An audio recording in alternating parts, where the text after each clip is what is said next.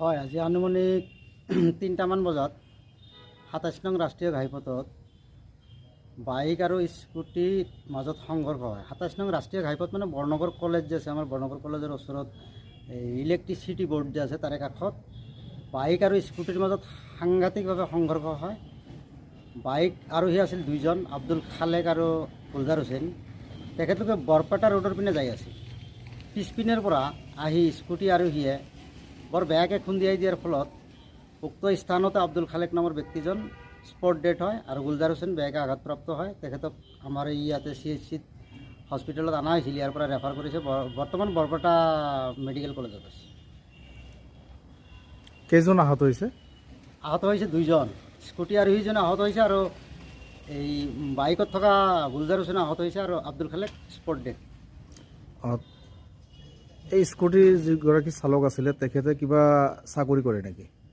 হয়, আমি তেখেতৰ মাতৃৰ মুখৰ পৰা শুনিলোঁ তেখেতে ITBPত চাকৰি কৰে বুলি। ঘৰ ক'ত? তেখেতৰ ঘৰ এই চুমাৰঘাট, আমাৰ সৰ্বগতে চুমাৰঘাট বুলি যে কয়, গেল্লেপাৰাৰ ওচৰত চুমাৰঘাটত তেখেতৰ ঘৰ। কি নাম তেখেতৰ? তেখেতৰ নাম তপন দাস বুলি শুনিলোঁ তেখেতৰ মাতৃৰ মুখত। তেখেতে এলকহল খোৱা বুলি? হয়, ডক্টৰে চোৱা মতে ডক্টৰে ঘোষণা কৰিছে এলকহল খোৱা বুলি আছিল, এলকহল খাই আছিল বোলে। ডক্টৰে তাতে আলোচনা কৰিছে, মানে ডক্টৰে ঘোষণা কৰিছে। কি ক'ব? নিহত হোৱা ব্যক্তিগৰাকী ঘৰ ক'ত? হয়, নিহত হোৱা ব্যক্তিগৰাকীৰ নাম হৈছে আব্দুল খালেক। তেখেতে কিন্তু একমাত্ৰ পৰিয়ালৰ একমাত্ৰ উপাৰ্জনকাৰী আছিল। তেখেতৰ ঘৰ পুঠিমাৰি, কিন্তু এই পুঠিমাৰি মানে পূব পুঠিমাৰি, পামপাৰা বুলি কয়, বিলৰ ইপাৰে। তেখেতেই আছিল একমাত্ৰ পৰিয়ালৰ উপাৰ্জনকাৰী। বয়স কিমান হ'ব? তেখেতৰ বয়স আনুমানিক 60 বছৰমান হ'ব লাগে। আৰু এই গুলজাৰ হুছেইনৰ? হয়, গুলজাৰ হুছেইনৰ বয়স 45-50ৰ ভিতৰত হ'ব। তেখেতৰ ঘৰ চাহাপুৰত। আৰু স্কুটি চালকগৰাকীৰ? স্কুটি চালকগৰাকীৰ বয়স আনুমানিক এতিয়া ডাইৰেক্ট নাজানো, তেখেতৰ বয়স বোধহয় 25-30 বছৰমান হ'ব লাগে, চাকৰি কৰে যিহেতু। কি ক'ব? প্ৰশাসনক কি আহ্বান জনাব?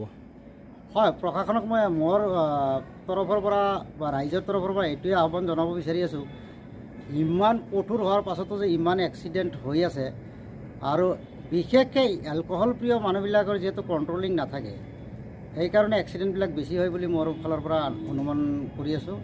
আৰু প্ৰশাসনক মই এইটোৱে আহ্বান জনাব বিচাৰি আছোঁ। অনন্য ধাবাৰ ওচৰত ৱাইন শ্বপ এখন আছে, আৰু ৱাইন শ্বপৰ নিলগতে আমাৰ ২৭ নং ৰাষ্ট্ৰীয় ঘাইপথৰ ডিভাইডাৰো আছে। মানুহবিলাকে হয়তো মদ্যপান কৰি তেখেতলোকৰ বেলেঞ্চ হেৰুৱাই পেলায়। সেইকাৰণে মোৰ ফালৰ পৰা বা ৰাইজৰ ফালৰ পৰা এইটোৱে আহ্বান জনাব বিচাৰি আছোঁ, অনতি পলমে এই ৱাইন শ্বপবিলাক বন্ধ কৰি দিব লাগে, আৰু বৰনগৰ কলেজৰ সমীপত যিটো ডিভাইডাৰ আছে সেই ডিভাইডাৰটো বন্ধ কৰি একাষৰীয়া ৰাস্তা হ'লে নিশ্চয় ভাল হ'ব। হয়, দুৰ্ভাগ্যজনক কথা, আমাৰ ঐতিহ্যমণ্ডিত বৰনগৰ কলেজৰ ওচৰতে যে এই ৱাইন শ্বপ খোলা হৈছে, এইটো বৰ দুৰ্ভাগ্যজনক কথা। আৰু ইমান ডাঙৰ এটা শিক্ষানুষ্ঠানৰ লগতে জড়িত এই অবৈধ কামটো যে হৈ আছে, সেইটো আমাৰ তৰফৰ পৰা বৰ দুৰ্ভাগ্যজনক ঘটনা হৈছে। সেইখিনি জেগাত মুঠতে প্ৰায়েই এক্সিডেণ্ট হৈ থাকে।